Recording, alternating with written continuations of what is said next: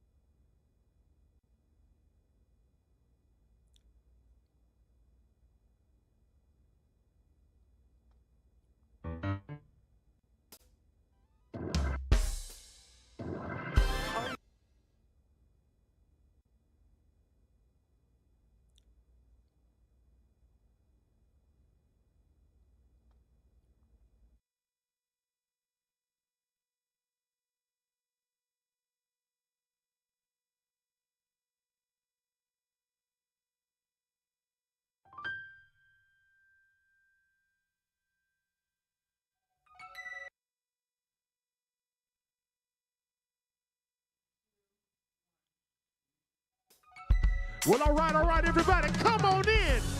But bring the energy because it's time for the Sisaundra Show. Yeah.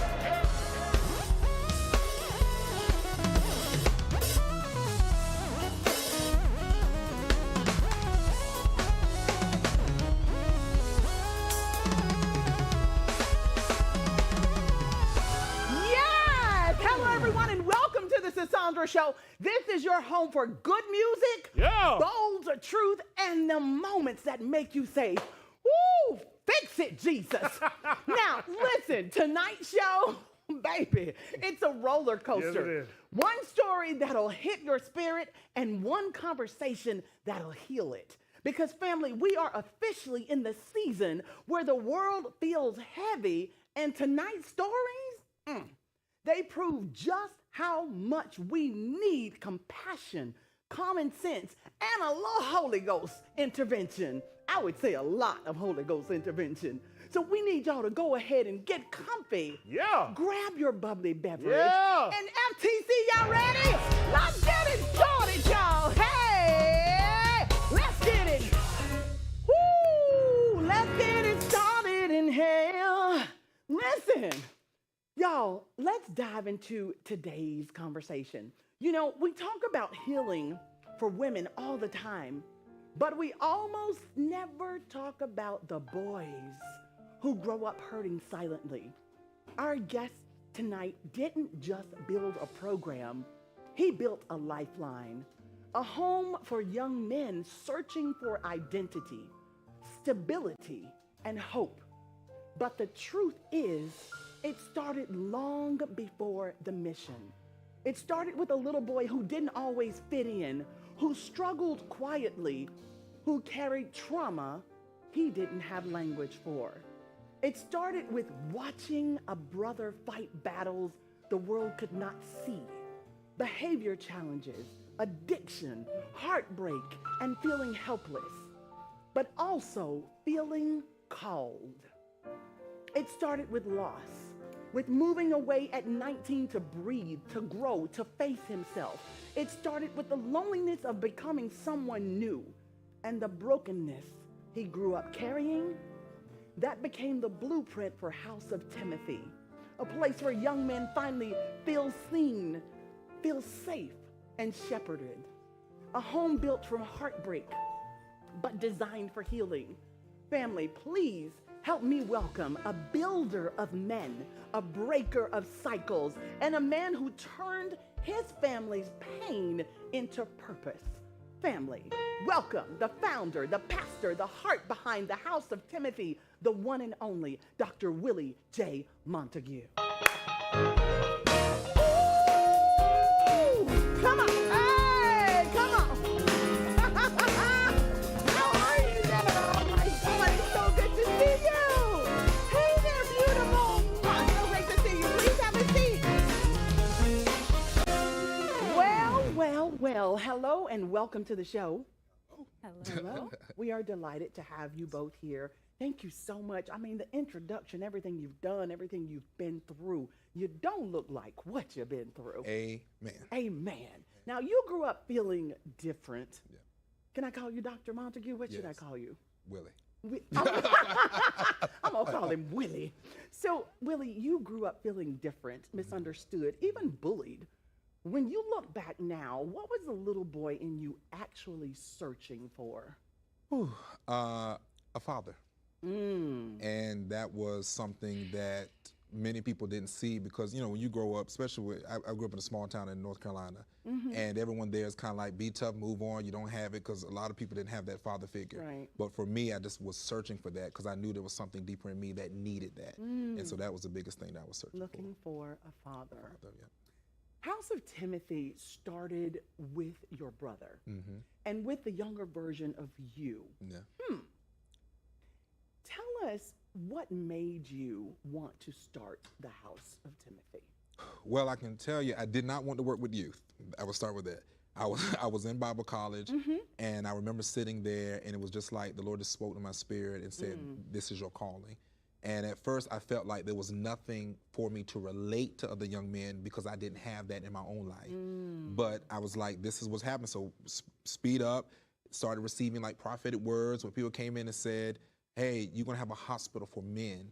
And so looking at my brother who from the young age started getting in trouble in school, started with drugs, started off, you know, with marijuana, but worked up to heroin, spending 7 years in prison. And then me, myself, looking like, you know, what do I not, I don't have any of those things. I may not be in drugs, but I'm missing something. And so it just came to me that I was laying in the bed one night and it just came to me, House of Timothy and Paul, how Paul, you know, was there mentoring and raising up Timothy. And I just said, I want a house, and God just, it just shifted in the way that I did not think it would be today. Wow. Yeah. That is so powerful. You think about you longing for a father and finding it in mentorship, and possibly your brother yearning for the same thing, but finding it in substance abuse and all of those things.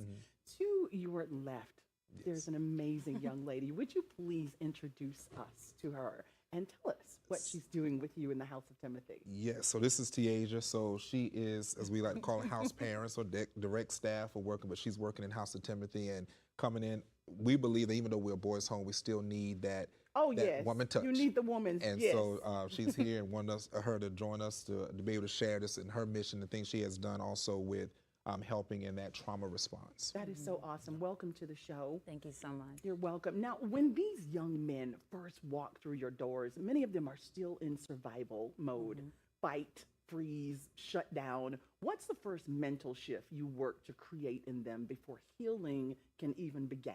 Either of you, please. Really just getting to know them and letting them know that they're safe here and that we are here for them in any way possible. Just making sure that we can build that connection so they know that they can trust us and that this is a safe space. That's beautiful. Why is this work so important to you? Well, I do believe that men are the head of the household. And in order to be that, you have to see that. So it's important that they come here and that they take the structure and the discipline that they learn from Dr. Willie. So I'm glad that I can be a part of that mission. That's wonderful. And, you know, help guide them as well. I'm sure you are a vital and integral part of their growth. So most of these boys grew up being told that they were problems, threats, or disappointments. What does it take to unteach that kind of identity and replace it with the truth that they are loved and seen and they matter? I often tell people time. Our program is not short term, as a lot of programs are 21 days or 90 days. We're 12 months, and that's just at minimum. But oftentimes when the boys come to us, they're between the ages of, we do 7 to 17, but most of them come in that 13 to 17 age. And so if you think about a child who has 16 whole years of going through all these traumas, by the time they get to us, we have to basically take a whole year to speed up what they did not have. And so often with us is just talking through it, telling them to be honest with themselves, be honest with us, allow us to pour into that missing piece so we can help them. No more lies, you know, you're not in juvenile correction, you're not home. Just reveal yourself so we can start working to heal that part. Yeah. It's so important. It's so important. Now, you work with young people who have been abandoned, misunderstood, unprotected. How do you begin to rebuild a boy's sense of worth when he's never had a man to model it for him in the first place? The same thing I had to tell myself, kind of as I say what David did, had to look and encourage himself. I would say the same thing what I tell the boys is look within yourself. Yes. And there is a version of you that sees greatness in yourself. Yes. So look for that. Aim for that. Don't be like, man, that, you know, they said my mother called me the other day and said, my brother keeps saying, I know I'm not your good son. I'm not your good son. I told her, you have to reverse that and say, is good and bad is a choice. And those are the choices you have to make that course. We all have done bad things, but we can all change our course. And that's what I tell our boys. Just tell your mind, I can change the course. I'm not who they said I was, or even myself. That your past does not define you. It doesn't. It Absolutely does not. No. Now, every program has that moment when a student wants to leave emotionally or physically. Yes. They just want to go. They want to get out. I'm gone. Yeah. What do you say or do in those moments to help them stay long enough to hear the part of healing they've never been taught? You know, that's the hardest part for us, because we do have a lot of boys, of course, it's not their home. So they're wanting to feel like I want to go home. They don't want the structure. But for us, is to reiterate, because our home is set up just like a normal house. We don't make it like a institution where it's like walking down a thing. It's a home. That's so and good. so we say to them is just think about where your future is. Take this time to build you. You know, let's sit at the dining room table. Let's eat. Let's have a conversation. And often that's what they need. Often they haven't had that. Some of them has come from, you know, single parent homes. Some of them have both parents who are just not stable, and that shows up in the everyday. So for us, it's saying this is the best place for you to be to help you to mold where you need to go. So you need patience like Job. Oh, a lot of patience. A lot of patience. Oh my yes. goodness. So most of the young boys you serve have never been asked, who do you want to become? Yeah. What happens when you finally give them permission to imagine? Please tell us to even imagine that they can be something amazing. It's beautiful, and then helping guide them to be that person and making a plan to, you know, how you can get closer to that. It's just fun and amazing seeing them know that I can do this, you know, and just Yes. believing in themselves and building that surety of themselves. It's nice. I bet it is. I bet it is. Every day is a reward when you can see the light come on inside of a child's mind and see their heart starting to open up to the love that you're giving them. Listen, we are going to take a short break. Would y'all please stick around? Oh, yes. Don't go anywhere. Listen, we'll be right back, where the culture is going to give us a praise break like none other. Come on. Here we go.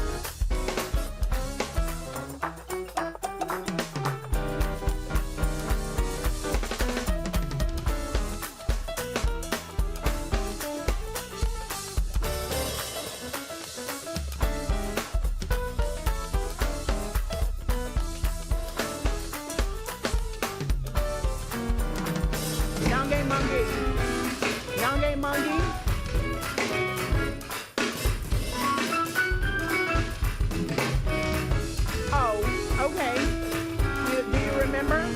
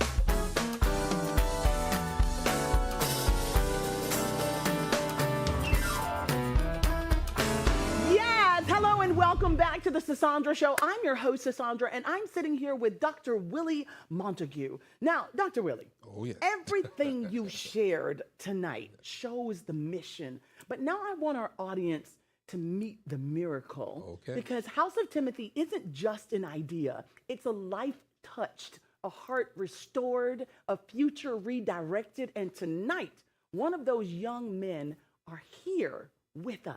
Family, please help me welcome him to the lavender couch, Jamar Hernandez Rodriguez. Woo!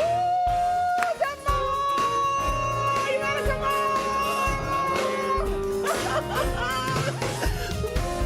It's so good to see you.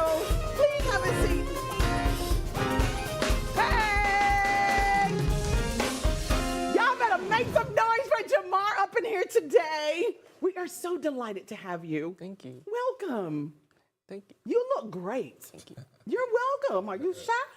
No. Okay, No, well I then can let's speak. move on with this. I love it. So when you first arrived at the House of Timothy, what was the very first thing that you felt? I felt worried because I do have a couple rough patches in my past life. So it was a very, surprise to me. Surprise in a good way? In a good way. Isn't that Yeah. awesome? I love to hear that. Now, without telling us anything you're not comfortable with, what were you carrying in your heart before you came into the program? A lot of worry. Mm. I feel like there's a lot of things in my past life that just made me overthink when I shouldn't have. Really? And I'm glad I got through it, though. I'm glad I'm. What did you do? How did you get over the worry phase that you've emphasized twice, that you felt worried when you came? Something you needed to get over was the worry. Talk to me. It was a struggle, but I got through it Yes. no matter what. What do you think It's helped just- you get through it? Jamal? Believing in myself. Yes, I love that.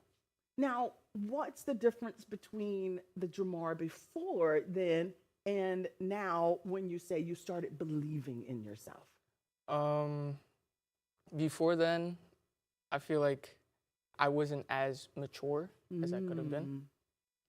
So I feel like getting into this program, learning how to work it Yes. and just pay attention with Mr. Willie. And But yeah, I'm glad I'm here. I'm glad I got to get through it. And I'm also thankful to Mr. Willie. that's beautiful. Now, trust is one of the hardest things for young men to give. When did you first feel like you could actually trust Mr. Willie, Dr. Willie, or trust the people at House of Timothy? I feel like that was a phase for me, trusting, because I do have a couple things. in You my got some past. trust issues? Yeah. Yeah. Um. We all got trust issues, right? Yeah. But I'm thankful that Mr. Willie's here, and I appreciate all the help he's done. I appreciate that he's been helping me learn how to move forward. Well, it shows. It shows. What was the hardest thing, Jamar, about starting over, about leaving your old world and stepping into a new one?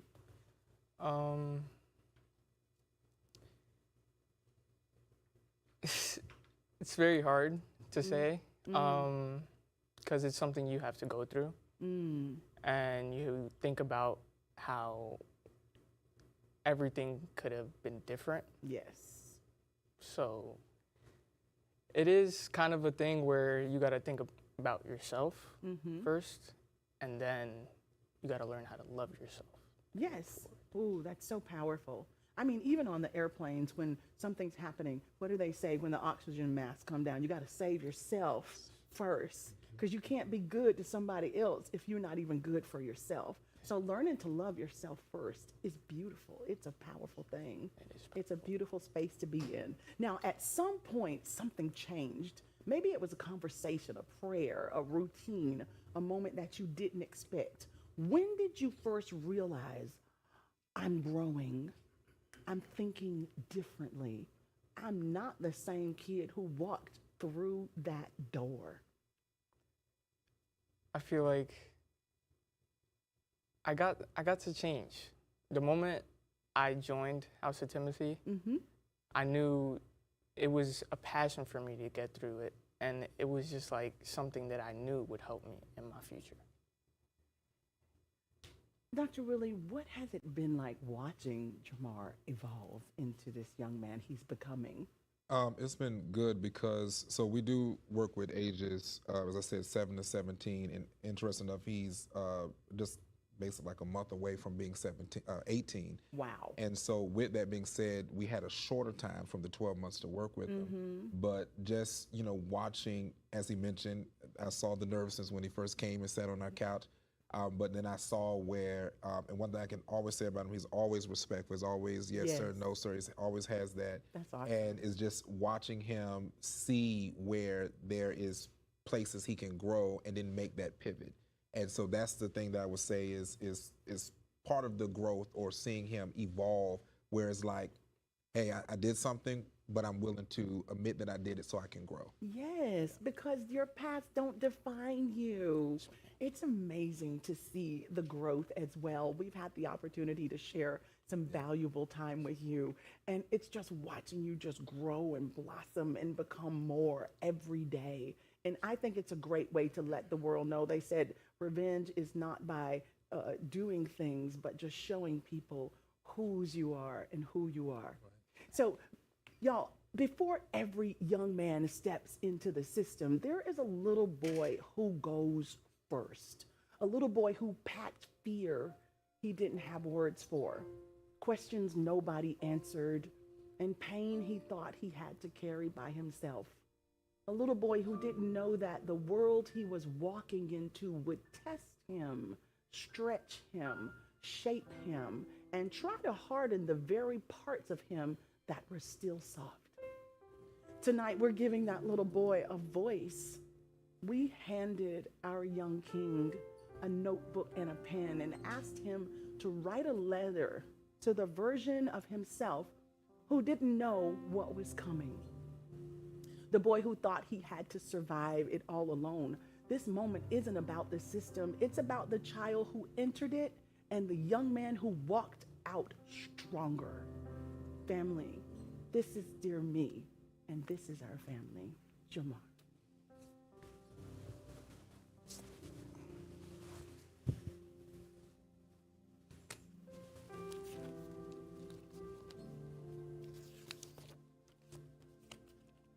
Dear me, you should stay calm instead of overreacting to meaningless things, and learn how to overcome childish things, because the path forward will be easier.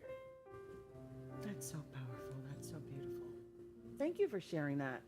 I feel like I need a Kleenex now. I'm looking at you, but the tears you see are tears of joy for you. And I also see my son in you. Any child could go down the wrong path. And it's so important to have someone like Dr. Willie Montague to be there for you and say, hey, let's try this. When you read that letter, what do you think the younger you, you're young, but younger you, would say to you? Don't be an idiot. Don't be an idiot! No more, anymore. There's greatness inside of you. Thank you. So tell us what you're up to now, Jamar.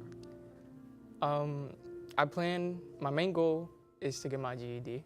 Yes. So I could join the military if it's possible. Really? It's awesome. I hope it's possible. And I know you'll get your GED. I mean, come on, Dr. Willie. Education is so important. Yep. It is. And you can do anything. We can do anything through Christ that strengthens us. Listen, thank you all so much for joining us. Tonight hit a different part of the heart. Dr. Willie, you didn't just tell us about a program.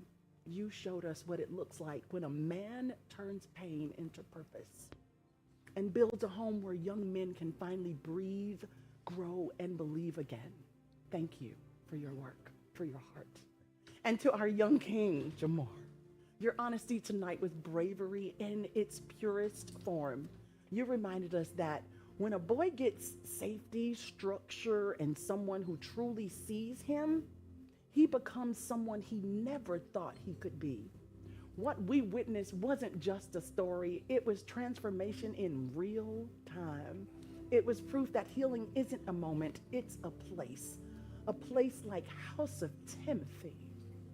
So to every young man watching, you are not too far gone, too broken, or too late. Your future is still wide open, and God will always send the right hands to pull you forward.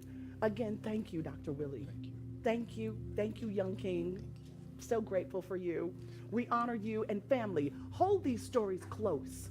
We'll see you next time on the Sisaundra Show. We know y'all could be anywhere, you could be doing anything, but you're here with us, and it matters. God bless you, and we'll see you on Monday at 7 p.m. for the culture. Yes, ma'am. We out of here. Come on, come on. Now, everybody just scan that QR code at the bottom of your screen, because we've got so much more exclusive content for you right here only on the Sisaundra Show.